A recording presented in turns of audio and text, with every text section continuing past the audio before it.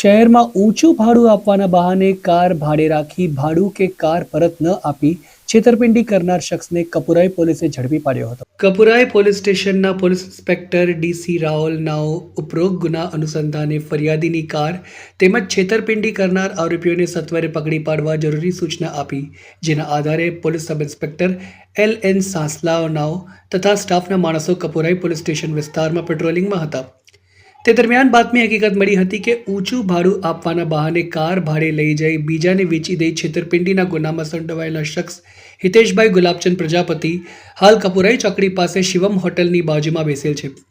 જેના આધારે બાતમીવાળી જગ્યાએ જઈ તપાસ કરતા તે હાજર મળી આવ્યો, જેને પકડી પૂછપરછ કરતા કપુરાઈ પોલીસ સ્ટેશન BNS કલમ